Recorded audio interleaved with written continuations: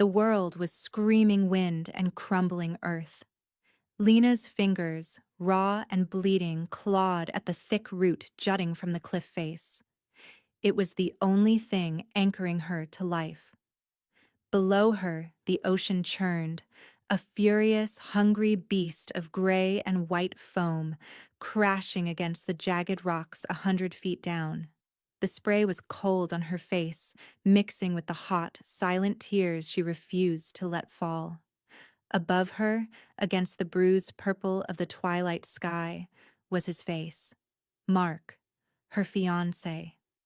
The man who had put a ring on her finger 3 months ago and a chasm at her feet 3 minutes ago. His expression was not one of rage or passion. It was worse. It was impatience. Like a man waiting for a late train. "Just let go, Lena," he said, his voice thin against the gale. "It'll be faster. They'll find you in the morning. A tragic accident. So sad." She said nothing. All her energy, all her will, was focused into the agonizing grip of her 10 fingers. The root was slick with damp soil. Her muscles screamed, a symphony of fire and failure. He sighed, a theatrical sound of frustration. He picked up a small rock, no bigger than his fist, and tossed it down. Not at her, but beside her.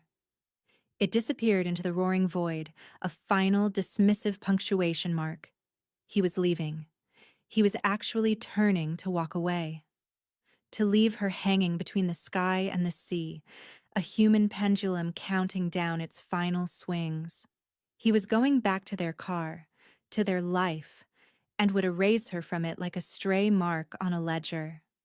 He didn't know that from a sprawling villa carved into the cliff a quarter-mile away, a man was watching the entire pathetic drama unfold through the powerful lens of a tripod-mounted telescope. He didn't know this man, Julian, had seen the car pull over, had seen the argument, had seen the shove. And he certainly didn't know that the man watching was the one person on earth you never, ever wanted to make your enemy. Mark was about to learn that some cliffs are not made of rock and earth, but of consequences. And he was already falling. All right, back to the story. It had started, as most betrayals do, with a beautiful lie. The drive along the coastal highway was supposed to be a celebration. Mark had secured a major deal at his investment firm, or so he'd said. He wanted to take her to a fancy restaurant in the next town over, one that overlooked the sea. He'd been insistent, his smile a little too wide, his grip on the steering wheel a little too tight. Lena, ever trusting, saw only excitement. She saw the man she loved, ambitious and driven, wanting to share his success with her. She wore the blue dress he liked, the one that matched her eyes. She had let her auburn hair down, and the wind from the open window whipped it around her face as she looked out at the spectacular, rugged coastline. The sun was beginning its slow descent, painting the sky in strokes of orange and pink. The sea was a deep, tranquil sapphire. It was a perfect evening, a picture postcard of a life she believed was hers. But something was off.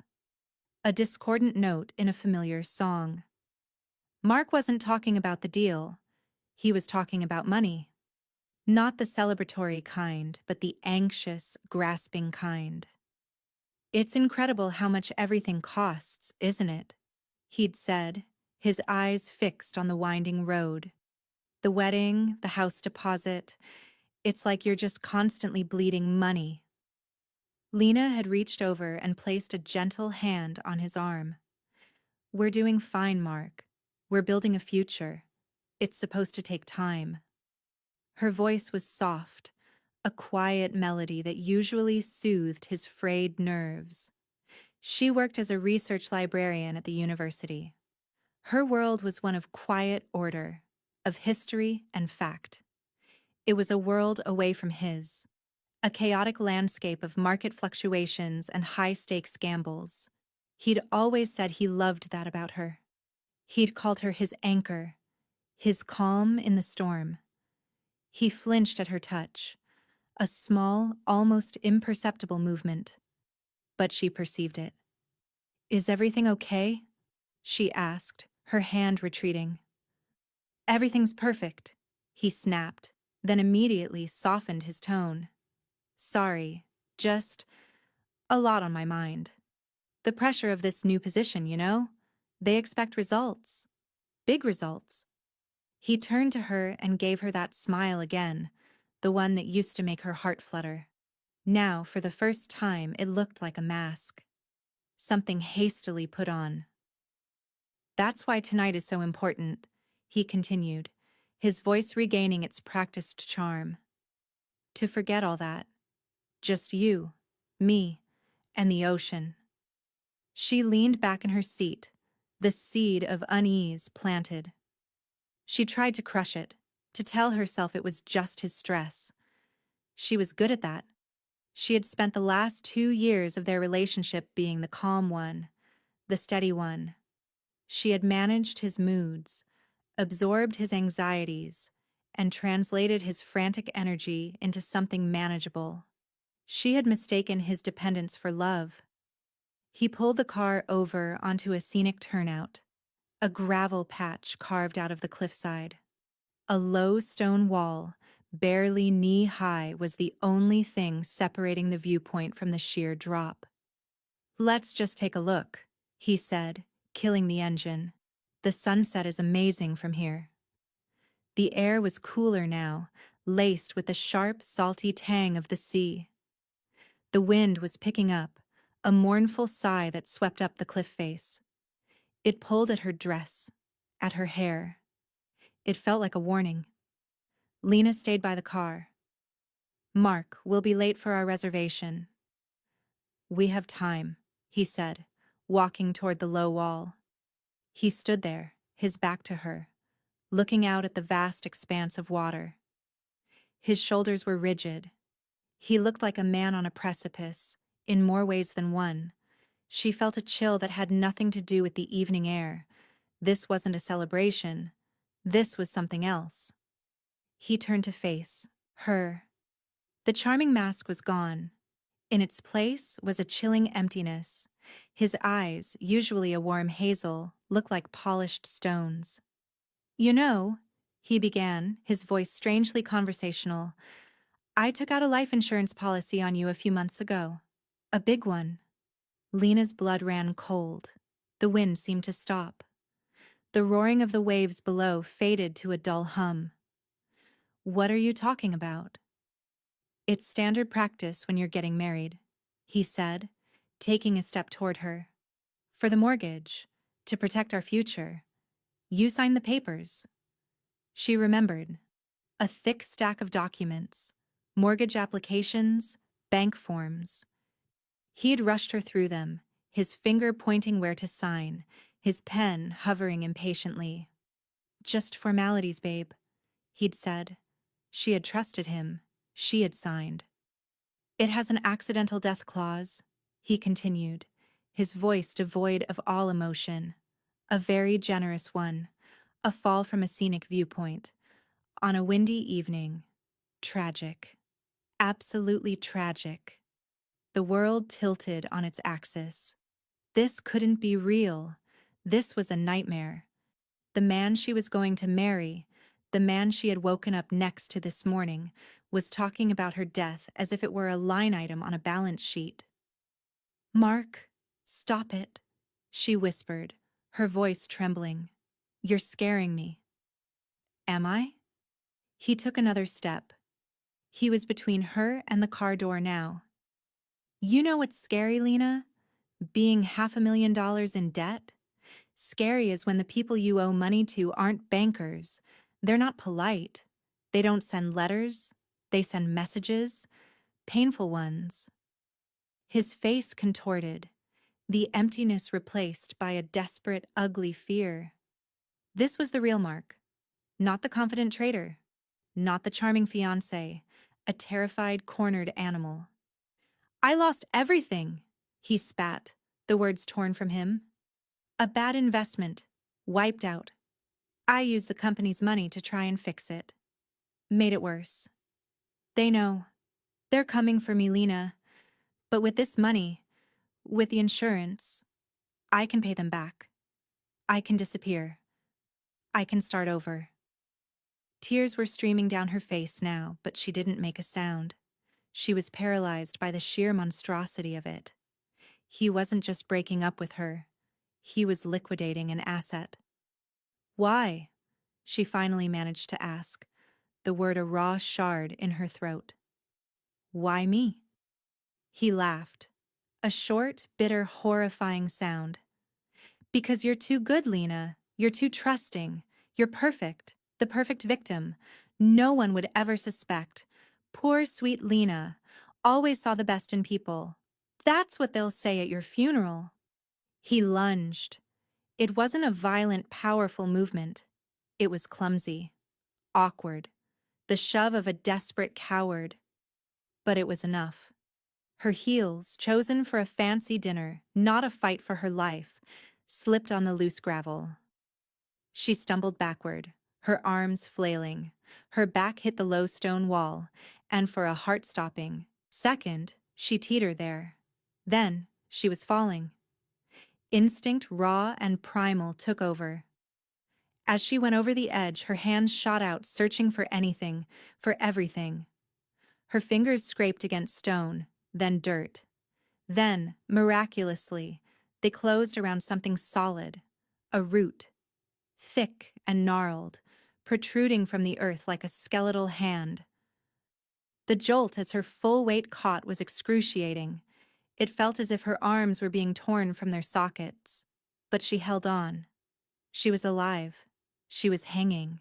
She looked up, and she saw his face, looking down at her with that awful, impatient stare. He watched her for a long moment, as if confirming his calculations. He saw her grip, saw the strain in her face. He must have known she couldn't hold on for long. That's when he spoke the words that would be seared into her memory forever. Just let go, Lena, it'll be faster. He turned and walked away. The sound of the car door opening, then closing. The engine turning over. The crunch of tires on gravel as he pulled away. And then, silence. A profound, absolute silence, broken only by the wind and the waves. He had left her to die. From his balcony, Julian lowered the telescope. His face was a mask of cold fury, the kind of fury he hadn't allowed himself to feel in 10 years. It was a familiar poison, one he had spent a decade trying to purge from his system. But here it was, coursing through his veins like a resurrected ghost. He was a man who had built an empire on reading people, on understanding the subtle currents of violence and desperation. He had seen it all. But the casual, bloodless cruelty he had just witnessed, it stirred something ancient and terrible within him. He had retired from his former life. He had left the city, the violence, the power. He had come to this isolated stretch of coast to find peace, to live out his days in quiet solitude, haunted by the wife and daughter he had failed to protect. He had built this house as a fortress against his own past, a beautiful prison of his own making. He had a code, a strict personal code forged in the fires of a brutal world. You do not harm women, you do not harm children, and you do not betray those who trust you. It was a simple code, but it was absolute. The man in the car had just broken all 3 of his rules in the span of 5 minutes. Julian moved with a deliberate, unhurried grace that belied the storm raging inside him. He picked up his phone. It was a simple satellite phone, not a smartphone. It had only a handful of numbers stored in it. He pressed a single button. It was answered on the first ring. "Silas," Julian said, his voice a low, calm rumble. It was the voice of a man accustomed to absolute obedience. "Boss," came the reply.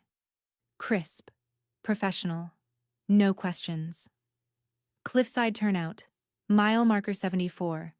A woman is over the side. She's holding on. I need a full tactical rescue. Ropes, harness, medical. I want you here in 5 minutes. 3 minutes, Silas replied. The line went dead. Julian spoke again into the phone. Roman? A different voice answered, equally prompt. Yes, Julian. A dark gray sedan just left the turnout at mile marker 74, heading north. License plate is... He rattled off the number he had already memorized through the telescope. I want a tail on it. I want to know where it goes, where it stops, who the driver speaks to. I want to know what he had for breakfast this morning. I want to know the name of his first pet. I want his entire life on my desk by sunrise. Do not engage. Do not be seen. Just watch. Consider it done, Roman said. Julian hung up. He walked back to the telescope and looked through the lens again. The woman was still there, still clinging to that root. Her hair, a splash of auburn against the gray rock, was whipping wildly in the wind. He could see the exhaustion in her posture, the desperate struggle. But she wasn't giving up. There was a strength in her, a stubborn refusal to die. He thought of his wife, Isabella. She'd had that same quiet strength, the strength of a willow that bends in the storm but does not break. It was the quality that had drawn him to her, a man of oak and iron. The memory was a sharp pain, a familiar ache in his chest. He pushed it down. Emotion was a luxury he could not afford right now. Later, there would be time for ghosts. Now, there was a life to be saved. And then, a reckoning to be delivered. Down on the cliff face, Lena's world had shrunk to the size of her hands. Pain was a constant, a dull, throbbing agony in her shoulders and forearms. Her fingers were numb, clumsy claws that she no longer trusted. The wind was a physical force, trying to peel her from the rock. She closed her eyes, trying to block out the terrifying void below. She tried to think, to plan. But her mind was a maelstrom of shock and betrayal. Mark's face kept appearing behind her eyelids, his empty eyes, his impatient sigh. He had tried to kill her for money. The thought was so grotesque, so alien, that her mind couldn't fully process it. It was like trying to imagine a new color. This wasn't the man she had loved. Or maybe it was. Maybe the man she loved had never existed at all. Maybe he was a fiction she had co-authored, a story she had told herself because she was lonely. A piece of dirt crumbled from under her left hand. She felt the root shift, a sickening lurch that sent a jolt of pure terror through her. She cried out, a small, involuntary sound that was swallowed by the wind. This was it. She was going to die. She thought of her mother, who had passed away 2 years ago. She thought of the library, of the smell of old books and polished wood. A quiet life, a good life, a life Mark had deemed expendable. A surge of anger, hot and clean, cut through the fear. No, she would not die for his spreadsheets and his bad debts. She would not become a tragic footnote in the story of his pathetic escape. She would not let him win. She opened her eyes. She adjusted her grip, a millimeter at a time, trying to find a better hold. She wedged the toe of her shoe into a tiny crevice in the rock, taking a fraction of the weight off her arms. She would not let go. Suddenly, a light. Bright and blinding, it shone down from above. She flinched, turning her head away. She heard voices, not Mark's voice. These were calm, professional. Ma'am, can you hear me? We're here to help you. Do not move. 2 men, dressed in black, were rappelling down the cliff face with astonishing speed and silence. They moved like spiders, their movements efficient and precise. One of them reached her side, his boots finding an invisible foothold. "My name is Silas," he said, his voice steady and reassuring. "I'm going to put a harness on you. It will only take a moment. Just keep holding on." Lena could only nod, her throat too tight to speak. She felt him working around her, his movements swift and sure. A harness was clipped around her waist and chest.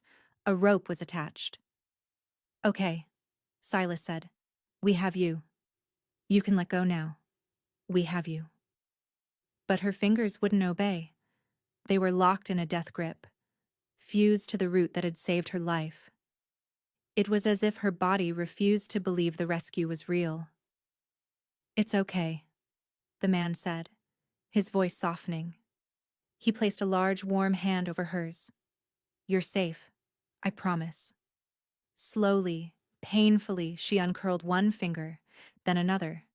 Then her hand fell away from the root, and she was supported entirely by the rope. The relief was so profound, so absolute, that a sob escaped her lips. She was being lifted, up, up, away from the roaring sea.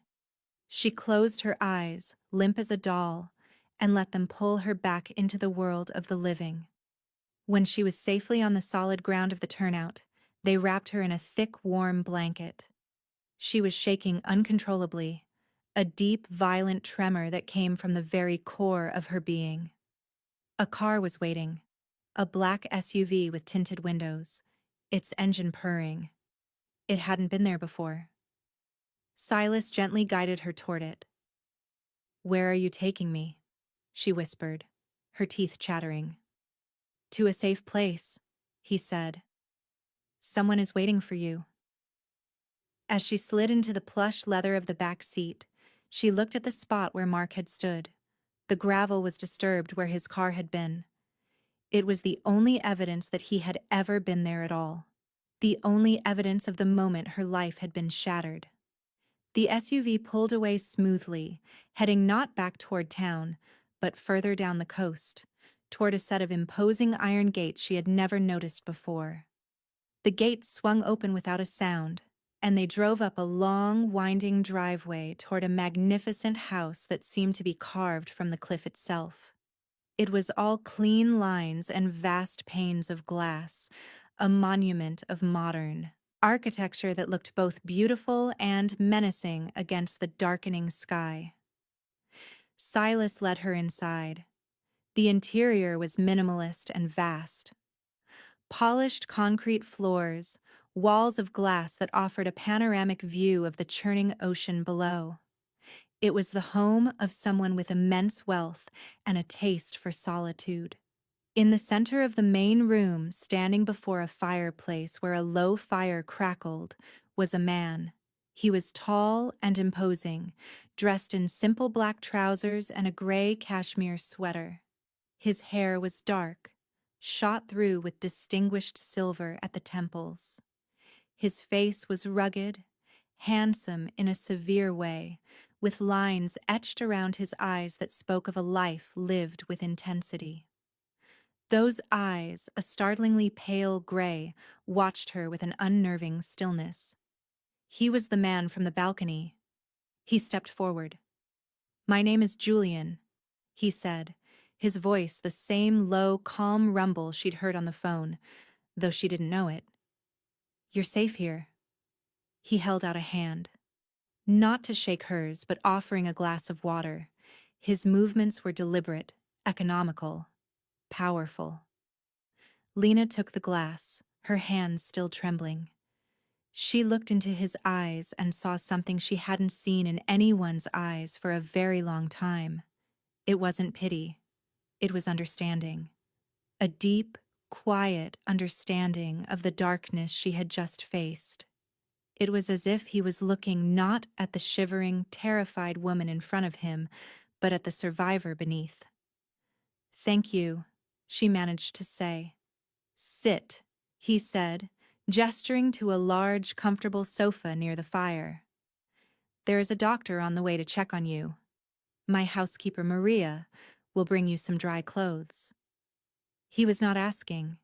He was stating facts. He was creating order out of the chaos that had consumed her. Lena found herself obeying without question. The sheer force of his calm was a balm to her shattered nerves. She sat, pulling the blanket tighter around her. The warmth from the fire began to seep into her bones, chasing away the deep chill of the sea and the even deeper chill of betrayal. She looked at Julian, who now stood by the vast window, staring out at the ocean. He was a silhouette against the last vestiges of twilight, a guardian, a mystery. "Who are you?"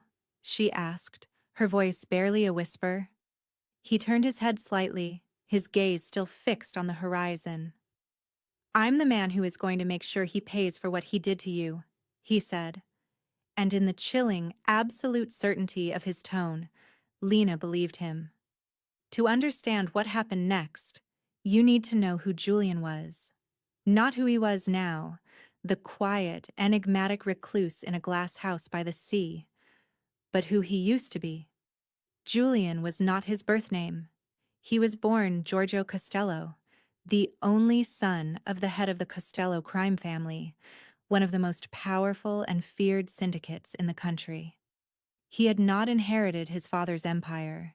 He had conquered it. His father had been old school, ruling through fear and brute force. Julian, when he took over, had been different. He was smarter, more disciplined, more ruthless. He ruled through loyalty. His men did not fear him. They revered him. Because Julian had a code, he protected his own. He was brutal to his enemies, but fiercely, almost paternally, protective of his soldiers and their families. He did not deal in the kind of filth that preyed on the innocent. His business was a closed loop of power, money, and violence among men who had chosen that life. And then he met Isabella. She was a florist, a woman who created beauty with her hands. She was everything his world was not. Gentle, kind, full of light. He fell for her with the same shocking totality with which he did everything else. For her, he began to build a wall between his two lives, the life of Giorgio Costello, the crime boss, and the life of Julian, the husband and, eventually, the father. They had a daughter, Sophia. She had his gray eyes and her mother's smile. For 5 years, Julian lived in a state of precarious, impossible happiness. He believed he could keep the darkness at bay. He believed he was powerful enough to protect his light. He was wrong. It was a rival family, the Falcones, a new generation, greedy and reckless. They saw Julian's happiness as a weakness. They saw his family as leverage. There was an ambush, a car bomb. Not for him. For them. He had been in a meeting, delayed by 30 minutes. 30 minutes that cost him everything. He arrived at the scene to find a scene of unimaginable horror. His light had been extinguished. What followed was not a war. It was a cleansing. Giorgio Costello reemerged. But he was a different man. Colder. Emptier. He moved with the unholy focus of a wraith. He didn't just defeat the Falcone family. He erased them from existence. He dismantled their operations, seized their assets, and hunted down every last person involved. It was a campaign of such methodical, terrifying efficiency that it is still spoken of in hushed tones in the underworld. When it was over, when his revenge was complete, he found himself standing in the ashes of his life. There was nothing left. The victory was hollow. The power was meaningless. So he did the one thing no one expected. He vanished. Giorgio Costello died. In his place, Julian was born. He took a fraction of his immense, now legitimate fortune and disappeared. He found this remote stretch of coastline and built his fortress of solitude. He brought with him only 2 men, Silas, his most loyal enforcer, and Roman, his genius strategist. They were not his employees. They were the last remnants of his family. He had made a pact with himself. He would live a quiet life, a peaceful life. He would never again touch the violence of his past. He would spend his days watching the sea, the one thing as vast and empty as the space in his own heart. But the pact had a silent addendum, an unspoken clause. He had left the world of men and their petty wars. But if he ever saw true evil, the kind of cowardly, predatory evil that had taken his family from him, he would not, could not, stand by and do nothing. In Mark's pathetic, cruel act, Julian saw an echo of the Falcones, the same weakness masquerading as strength, the same willingness to sacrifice the innocent for personal gain. Watching Lena cling to that cliff, he had not just seen a stranger in peril. He had seen Isabella. He had seen Sophia. He had seen a chance, not for redemption. He knew he was long past that, but for justice, the kind of clean, absolute justice he had once been famous for. The pact was not broken. It was being fulfilled. Lena slept for 12 hours in a guest room that was larger than her entire apartment. It was a serene, silent space, all soft grays and creams. When she woke, the storm of the previous night had passed. The sun was brilliant on a calm, turquoise sea. For a moment, she thought it had all been a nightmare. Then she saw her own hands, the cuts, the bruises, the broken nails. The reality came crashing back in. She found Julian in a library that rivaled the one she worked in. Floor-to-ceiling shelves filled with books on history, philosophy, and art. He was reading, a cup of coffee at his elbow. "Good morning," he said, closing his book. "How are you feeling?" She didn't know what to say. "Better. Thank you. For everything." "Maria has made breakfast," he said, standing, "and Roman has a report for us." They ate in a sun-drenched dining room. The food was simple and delicious. Lena found she was ravenously hungry. It was as if her body, having survived, was now demanding to live. As they finished, a man entered. He was younger than Julian, with sharp features and intelligent eyes behind stylish glasses. This was Roman. He placed a thin tablet on the table in front of Julian. "Mark Peterson," Roman began, his voice crisp and businesslike. 34 years old, senior analyst at Sterling Wakefield Investments, lives in a downtown condo he can't afford. Drives a leased car he's behind on payments for. Engaged to Lena here. He gave Lena a brief, sympathetic glance. He has over $600,000 in undeclared debt. Half of it is to various high-interest lenders. The other half is to the Flynn brothers. Julian's eyes narrowed slightly at the name. Liam and Connor Flynn. They're still in business? They've moved into loan sharking for white-collar gamblers, Roman confirmed. They're vicious but amateurish. Mark owes them $320,000. The final payment was due yesterday. They gave him a 24-hour extension. Julian looked at Lena. He wasn't just trying to start over. He was trying to save his own skin. They would have killed him. The thought sent a fresh wave of nausea through her. Roman continued. He went from the cliff to a bar downtown, had 2 whiskeys. Then he went to his office. Stayed for an hour, likely deleting files. Then he went home. At 11:43 p.m. he made 2 calls. The first was to the police, to report Lena missing. He put on a masterful performance, crying, panicked. He suggested she might have been distraught, maybe slipped while taking a photo of the sunset. Lena felt sick, the cold, calculated nature of it all.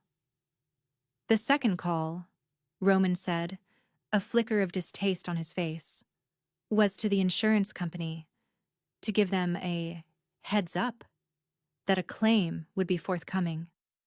Julian was silent for a long moment, his gaze fixed on the tablet.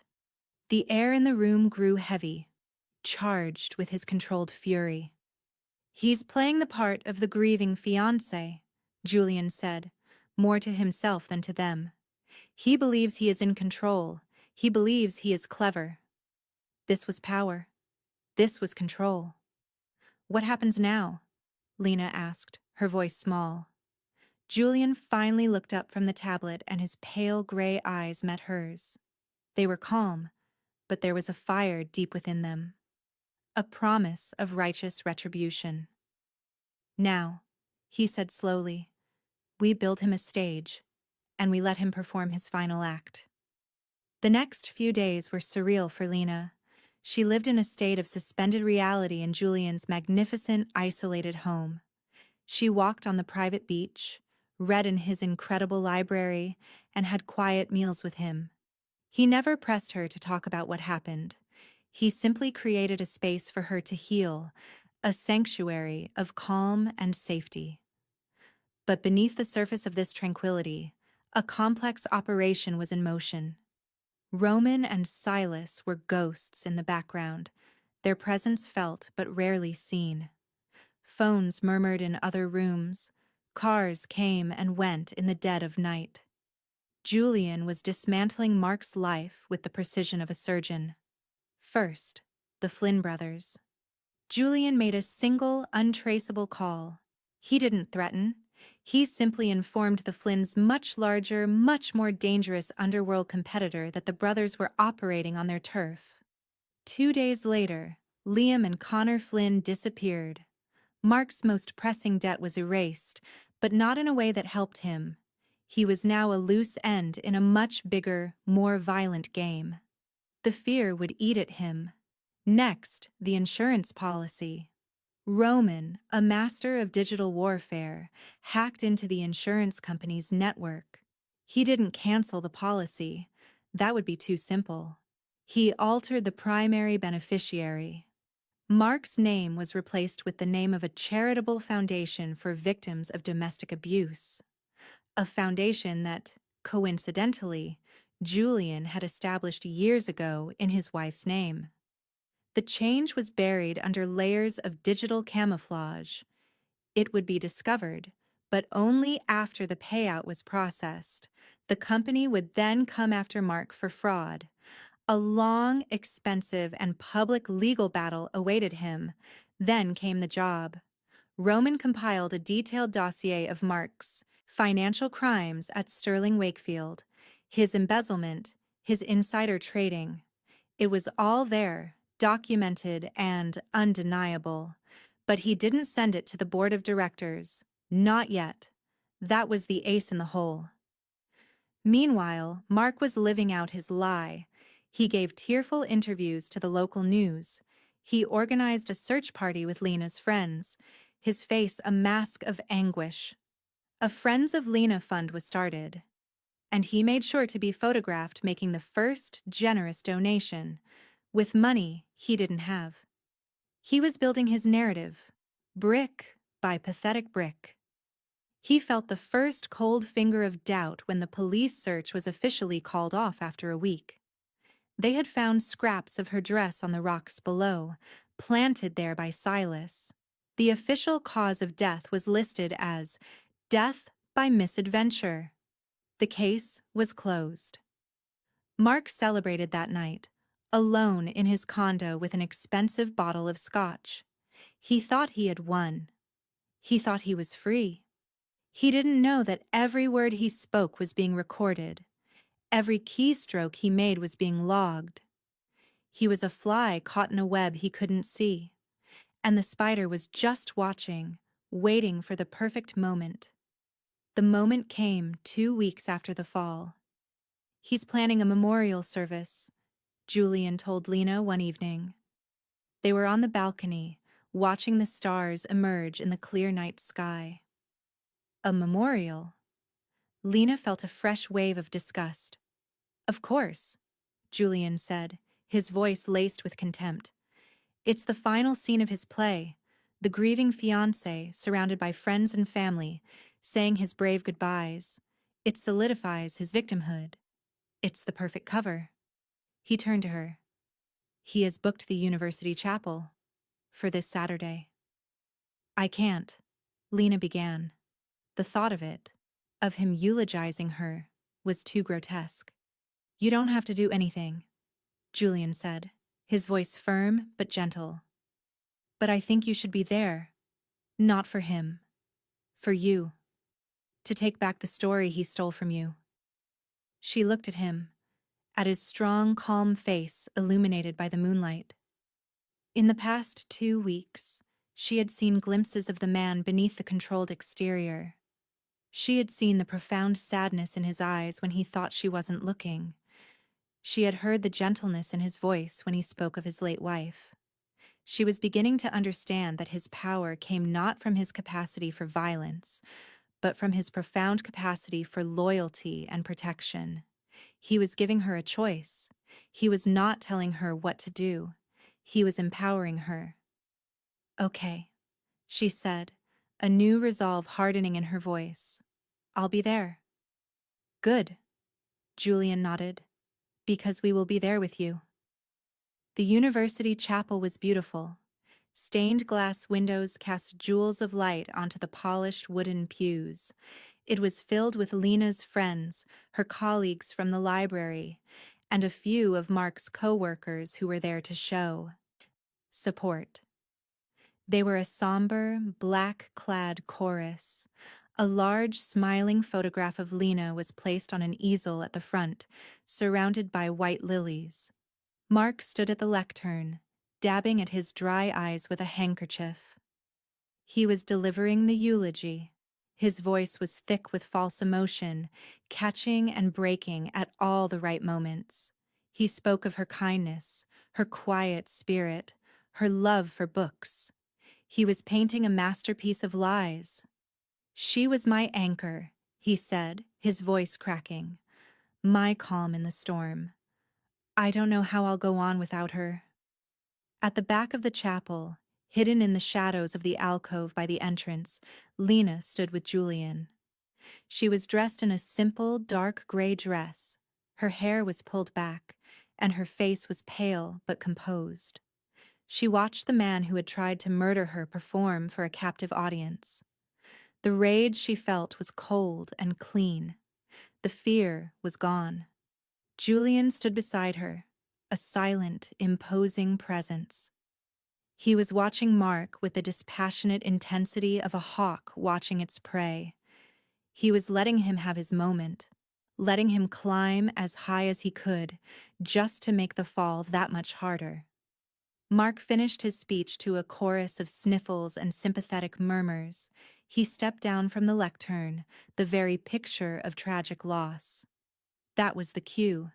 The main doors of the chapel swung open with a loud groan, flooding the nave with afternoon sunlight. Everyone turned. A woman stood there, silhouetted against the bright light. As she stepped forward into the chapel, a collective gasp rippled through the crowd. Whispers turned into shocked exclamations. It was Lena. She walked down the central aisle, her steps slow, deliberate, and perfectly steady. She did not look at the stunned faces of her friends. Her eyes were locked on one person, Mark.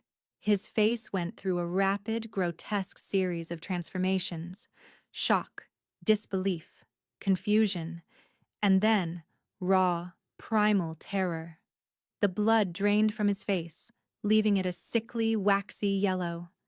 He looked like he had seen a ghost, and in a way, he had. He was seeing the ghost of his own failed crime. Lena stopped a few feet from him. The chapel was utterly silent. No one moved. No one breathed. It was a frozen tableau of disbelief. You forgot to mention the insurance policy, Mark, she said. Her voice was not loud, but it was clear, and it carried through the cavernous space with the chilling resonance of a funeral bell. It was not the soft, gentle voice they all knew. This voice was forged from betrayal and survival. It was made of steel. Mark opened his mouth, but no sound came out. He just stared, his jaw slack, his carefully constructed world crumbling around him in real time. From the back of the church, Julian stepped out of the shadows. He was not alone. Silas and Roman flanked him. They didn't look like mourners. They looked like what they were: enforcers. Julian walked calmly down the aisle, his presence commanding the attention of the entire room. He stopped beside Lena. He did not look at Mark. He addressed the crowd. "My apologies for the interruption," he said, his calm voice a stark contrast to the electric tension in the air. "This memorial service is over, but the accounting is just beginning." Mark finally found his voice, a pathetic, strangled squeak. Who are you?" Julian turned his head and finally fixed his pale, cold gaze on him. "I'm the man who pulled her up," he said simply. "And I'm the man who is going to watch you fall." This was the trial, not in a courtroom of polished wood and black robes, but here, in this house of God, in front of everyone Mark had deceived. "What is this?" Mark stammered, looking around at the shocked faces of his audience. "She's alive. It's a miracle. Lena, baby, what happened? I thought you thought I was dead." Lena finished for him, her voice unwavering. "Because you left me to die. You pushed me off a cliff." A wave of gasps and horrified murmurs swept through the pews. The chorus was beginning to understand the true nature of the play they had been watching. "That's crazy!" Mark shrieked, his composure shattering completely. "She's hysterical. She must have hit her head. Someone call a doctor. Call the police." "The police are on their way," Julian said calmly. "But first, I believe there are some people here who would like a word." On cue, the chapel doors opened again. Two men entered. They were large, dressed in expensive but ill-fitting suits. They looked profoundly out of place. They were from Sterling Wakefield, members of the board. Roman had sent them the dossier on Mark's embezzlement 5 minutes ago. One of them held up a phone, his face white with fury. "Peterson, we've just seen the audit. You're finished. You're ruined." Mark's eyes darted around, looking for an escape route. He saw only stony faces, his friends, his colleagues. They were all looking at him with dawning horror and contempt. "And I believe this is also yours," Julian continued, holding up a single piece of paper. Roman had printed it. It was a confirmation of the beneficiary change on the life insurance policy.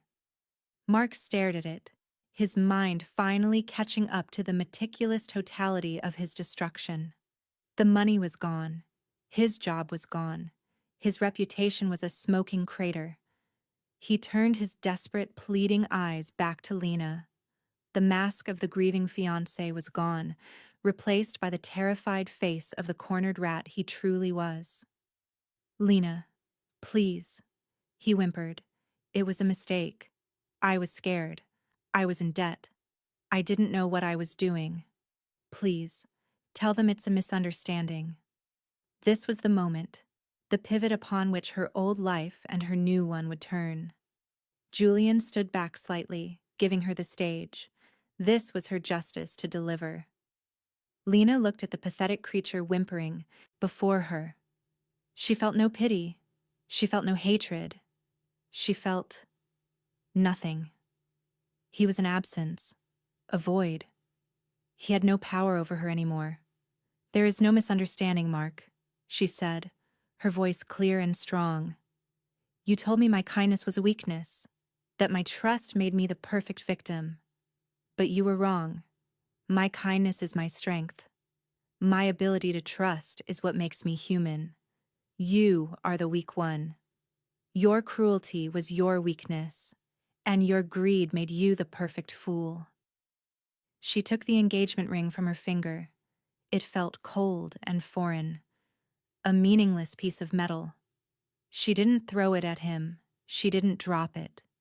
She placed it gently on the lectern, next to the book of condolences he had set up. "This is over," she said. As if on cue, two uniformed police officers walked into the chapel. They moved with a grim purpose, their eyes already locked on Mark. "Mark Peterson?" one of them said, his voice booming in the silent room. "You're under arrest for the attempted murder of Lena Evans." As they cuffed him, as he started to sob his pathetic, self-pitying tears, a man stood up from the back pew. He was an old man, Professor Albright, Lena's former mentor from the university. He was the wise elder, the voice of the community. "That man," he said, his voice trembling with righteous anger, pointing a finger at Mark, "preyed on the goodness of one of our own. He used her light to cover his own darkness. But light cannot be extinguished. It can only be revealed." He then looked at Julian with a nod of profound respect. "And thank God for those who are willing to stand in the darkness to protect it." The spell was broken. The room erupted. Friends rushed to embrace Lena, their faces a mixture of relief and horror. The facade of Mark's life had been publicly, brutally, and justly torn down. Julian guided Lena out through a side door, away from the chaos. Silas and Roman were already waiting by the black SUV. As they drove away, leaving the wreckage of Mark's life behind them, Lena felt a profound sense of release. It wasn't triumph. It was peace, the quiet, solid peace of a story that has finally found its proper ending. A month later, the world was a different place. Mark Peterson's trial was a media sensation. The story of the Cliffside Fiancé was on every news channel. The evidence against him was overwhelming. The embezzlement, the insurance fraud, the attempted murder. He was sentenced to 25 years to life, a broken man who would spend the rest of his days in a concrete box, paying for a single monstrous act of betrayal. The diner, now a bustling hub of community life once more, was a place of healing. Lena, having taken a leave of absence from the library, found herself spending more time there, not as a waitress, but as a friend. She helped Helen with the books, chatted with the regulars, and slowly, piece by piece, wove herself back into the fabric of a life she chose, not one that had been chosen for her. The fear that had haunted the edges of her days was gone, replaced by a quiet confidence she had never known she possessed. The aftermath in the chapel had become a local legend. The story of the ghost who returned to her own funeral to condemn her killer. It was a story of justice, of a community that had almost been fooled by a monster in their midst. Professor Albright's words were often repeated, a testament to the town's renewed sense of solidarity. They looked out for each other now, their eyes a little more open, their bonds a little stronger. Lena and Julian sat on his balcony, the place where it had all begun. It was a warm evening, and the sea was calm, a sheet of hammered silver under the rising moon. In the weeks since the trial, they had fallen into a comfortable, quiet companionship. He spoke to her of Isabella and Sophia, not with grief, but with a gentle reverence. He told her stories of their lives, sharing the light they had brought into his. In turn, she spoke of her dreams, of the quiet life she had always wanted, a life of books and peace. She had discovered that the foundation in Isabella's name was not just a tax shelter. Julian poured millions into it, funding shelters, providing legal aid for victims, and creating educational programs. He was using the profits of his dark past to build a future full of light for others. He was a man engaged in a quiet, lifelong act of penance. "You know," Lena said, looking out at the water, For the longest time, I thought kindness was a liability. I thought being gentle and trusting was just an invitation for people like Mark to take advantage. Julian was silent for a moment, watching her. The strongest steel is forged in the hottest fire, he said, his voice a low rumble. But it is the carbon, the softer element that gives it its strength. Without it, the iron is brittle. It shatters. He turned his gaze to the sea. Cruelty, like Mark's, is brittle. It's loud and it's sharp, but it breaks under pressure. Kindness, your kind of kindness, is resilience. It bends, it endures, and it outlasts everything. It is the truest form of strength. This was the moral of the story, the explicit statement of the theme they had both lived. He tried to erase me, Lena said softly, to turn me into a ghost, a sad story he could tell. But he failed. He failed because you refused to let go, Julian corrected her. Not just on that cliff, but in here. He tapped his chest gently. You held on to who you were. That is a victory no one can ever take from you. A comfortable silence settled between them, filled with the sound of the waves and the vastness of the night sky. Lena felt a sense of belonging she had never experienced before. She was not his anchor, not his calm in the storm. She was his equal, a survivor who understood the darkness, but chose the light. What will you do now? Julian asked. I'm going back to the library next week, she said with a small smile. And I'm going to help you with the foundation. There's a lot of work to do. She was no longer a victim. She was a protector, in her own right. Julian nodded, a rare, small smile touching his own lips. The ghosts in his eyes seemed, for the first time, to be at peace. He had not found redemption, but he had found purpose. In protecting her, he had begun to protect the part of himself he thought had died with his family. They sat there for a long time, two solitary figures who had found solace in each other's company, watching the tide come in. The past was a scar, but it was no longer an open wound. The future was an unwritten book, and for the first time, Lena felt ready to turn the page. She was the author of her own story now, and it was going to be a beautiful one.